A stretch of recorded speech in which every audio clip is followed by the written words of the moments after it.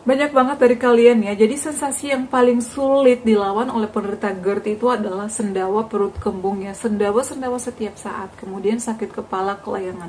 Ini adalah hal yang aku alami pada saat sebelum endoskopi. Beberapa hal yang aku lakukan ya. Kalian boleh minum jahe, kunyit dicampur ya, diiris kecil-kecil, dimasukkan ke dalam gelas, ditambahkan madu, kemudian diseduh dengan menggunakan air panas. Tapi dikonsumsi itu adalah setelah makan nasi, 2 jam setelah makan nasi. Biasanya aku konsumsi itu setelah maghrib. Tapi jangan setiap hari karena jahe ini kan agak pedes gitu ya. Biasa aku konsumsinya 3 kali seminggu. Selain itu juga aku minum air tajin. Ini sangat membantu aku banget. Di video kali ini aku bakal jelaskan lagi, memberikan beberapa tips, semoga bermanfaat. Karena sebenarnya video ini udah banyak banget ya aku share sebelumnya, tapi masih banyak banget yang minta tips ini, makanya aku buatkan videonya lagi. Pastikan kalian nonton video ini sampai selesai, bantu aku subscribe, like, comment, dan share. Terima kasih.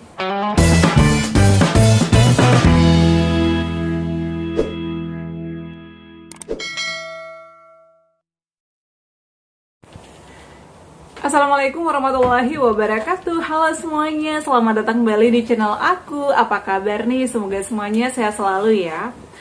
Nah, buat kalian yang baru datang, yang baru bergabung di channel YouTube Adeva dan Bunda, selamat datang ya, selamat bergabung. Semoga video-video yang aku share selama ini bisa membantu kalian, bisa membuat kalian bangkit, terutama yang saat ini lagi berjuang melawan asam lambung, GERD, anxiety ya, atau dispepsia organik maupun dispepsia fungsional. Jadi aku juga sama seperti kalian, aku tuh berjuang melawan asam lambung GERD ya, kurang lebih 2 tahun. Kalian ingin mengetahui terkait perjuangan aku, obat-obatan, makanan-makanan apa sih yang aku konsumsi dan pantangan-pantangan aku, kalian bisa scroll ya, di video-video aku tuh udah lengkap. Obat-obatan yang aku konsumsi, pengalaman aku endoskopi, USG, dan lain-lain sebagainya sudah ada ya.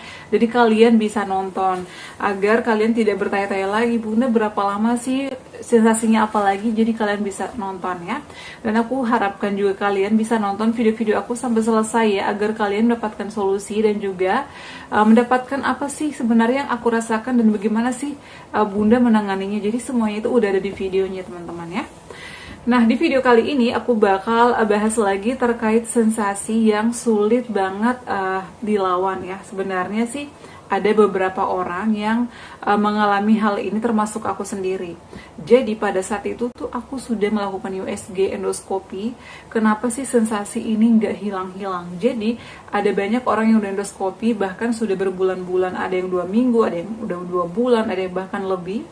Bun, aku itu udah merasa baikan, tapi kok masih sendawa-sendawa terus ya. Dan juga ada yang merasakan kelayangan, sakit kepala, kalau misalnya dibuka mata tuh kayak muter gitu loh. Ini juga aku pernah ngerasain. Jadi, untuk sensasi pada saat itu adalah aku itu sendawa-sendawa, begah perut aku, kemudian kadang bunyi kerucut-kerucut gitu. Kalau ditepuk itu kayak gendang, kemudian agak membesar gitu. Itu adalah sensasi yang sulit banget aku lawan. Kemudian sendawa setiap saat, ngap. Pokoknya makan salah, nggak makan salah. Nah, ternyata itu adalah setelah lakukan endoskopi, aku itu gastritis. Banyak banget gas di dalam lambungnya, dalam perut aku banyak banget gas. Aku nggak tahu ya, karena itu sebabnya apa? Karena aku itu sebenarnya nggak suka makan pedas ya. Kemudian aku tuh juga mengurangi goreng-gorengan. Aku nggak suka makan mie, aku nggak suka ngopi, aku nggak suka minum teh. Minum teh sih mungkin sekali-sekali aja ya. Tapi benar-benar, sedangkan kadang aku membandingkan diri aku sama teman-teman aku yang lain. Mereka yang ngopi, mereka yang ngeteh, mereka yang suka makan mie. Sehat-sehat aja. Kenapa aku yang menurut aku ya makanan aku tuh udah lumayan bersih dan dibanding mereka ya, tapi kok aku masih ngerasain sensasi yang sulit banget hilang ini. Nah, ternyata setelah aku konsultasi, kata dokter aku tuh bisa dipicu dari segi pikiran. Karena aku itu adalah ada cemas, ada anxiety. Jadi aku tuh panik, apa-apa dipikirin. Ternyata itu bisa menimbulkan sensasi itu guys.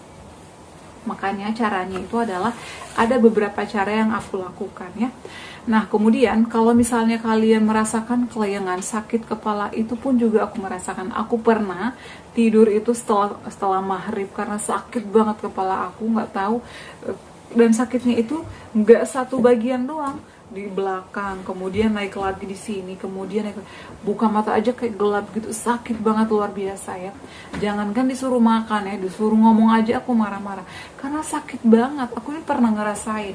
hal apa yang aku lakukan. Jadi pada saat itu untuk mengatasi hal tersebut ada beberapa hal yang aku lakukan. Yang pertama, untuk mengatasi sendawa-sendawanya ini adalah aku minum air hangat sesering mungkin.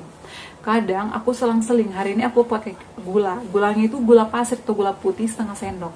Keesokan harinya aku hanya air putih biasa, karena aku mengurangi gula juga ya, karena orang tua aku tuh ada turunan gula, makanya aku menghindari yang manis-manis. Kemudian besoknya lagi aku pakai air putih biasa.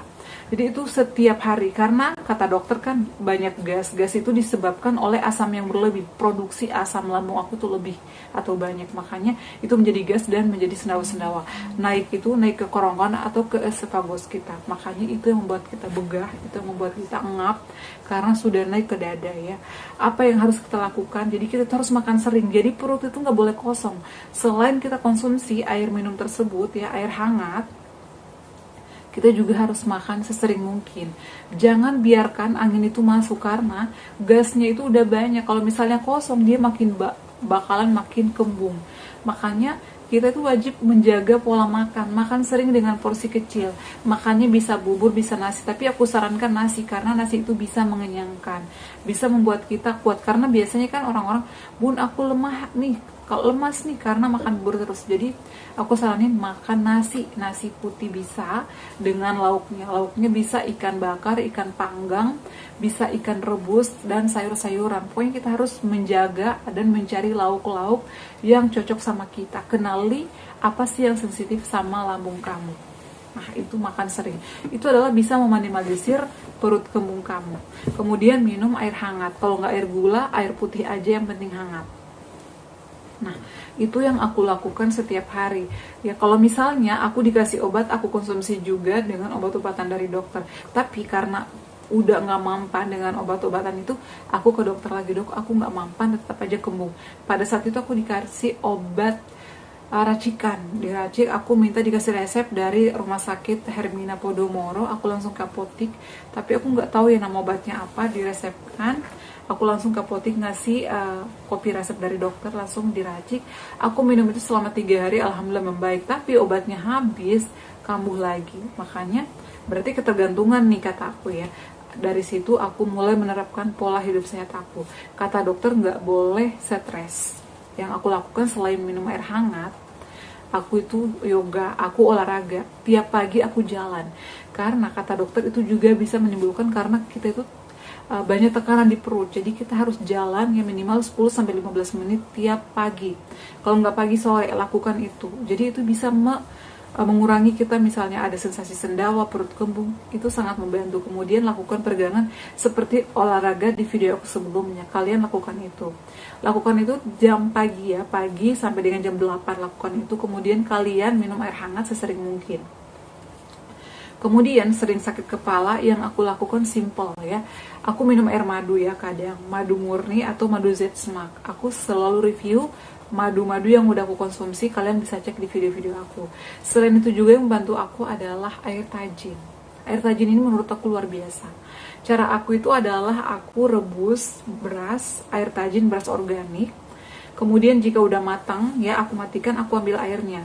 Nah, kemudian nasinya ini biasanya kan langsung aku gabung dengan nasi yang lagi aku masak biar matang.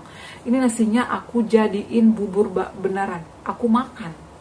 Itu adalah aku makan berturut-turut ya setiap hari. Alhamdulillah membaik. Aku tuh nggak minum obat pada saat aku kelayangan. Kata dokter, kalau nggak cocok obatnya, kamu berarti harus istirahat dan menjaga pola makan, terutama dari pikiran. Aku terapkan itu guys. Aku minum air tajin setiap hari. Percaya nggak percaya, itu adalah obat tradisional dari orang-orang tua kita dulu. Aku terapkan itu, alhamdulillah membaik. Makanya aku share ke kalian ya. Aku tuh udah beberapa kali review dan share air tajin karena itu membantu. Untuk tepung Garut juga membantu, itu untuk melindungi dinding lambung kita, misalnya ada luka, ada tukak, itu juga bagus ya untuk tepung Garut. Tapi kalau untuk air tajin ini bisa menenangkan pikiran kita, ya bisa membuat kita nyenyak tidur. Itu sakit kepala ya, sakit kepala banget, apalagi setiap habis maghrib itu sakit kepala berat banget. Kepala aku mau ngobrol aja susah, buka mata aja kayak aduh kelayangan, mulut aku kadang pahit. Jadi tenggorokan aku itu sakit kayak ngeganjal, kemudian di ulu hati aku kayak dak-dikduk gitu. Nah itu aku selalu kompres setiap pagi, setiap bangun tidur. Kan air panas, aku masukkan ke dalam botol sirup yang beling, kemudian dikompres. Kompresnya 15-30 menit lah ya. Aku tuh selalu lakukan itu. Itu bisa membuat napas kita plong, yang biasanya kan ngap ya, narik napas aja kadang susah. Jadi harus dikompres. Ya. Kemudian pikiran kita tuh membuat kita tenang, dan juga kita bisa melakukan aktivitas yang lain. Itu sih yang aku lakukan ya, karena masih banyak banget yang ngalamin ini, dan ini juga adalah sensasi yang waktu itu sulit banget aku lawan, tapi alhamdulillah dengan ikhtiar, dengan usaha kerja keras, alhamdulillah sih membaik. Saat ini udah nggak sendawa-sendawa, kecuali kalau misalnya aku masuk angin dan perut aku kosong, itu langsung kambuh. Makanya kita meskipun udah sembuh wajib menjaga pola makan, karena kita yang udah kena GERD, udah dari wet GERD, itu gampang masuk angin, kita nggak bisa tahan lapar. Kemudian kalau misalnya kehujanan, kalian jangan lupa pakai jaket yang tebal, pakai jas hujan, pakai kaos kaki, pakai minyak angin seperti putus-putus atau minyak kayu putih untuk membantu kita ya terhindar dari masuk angin. Meskipun kita tetap masuk angin, karena aku ngerasain, aku itu kalau masuk angin sedikit, kehujanan sedikit, udah perut aku kembung, udah sendawa-sendawa, udah pusing.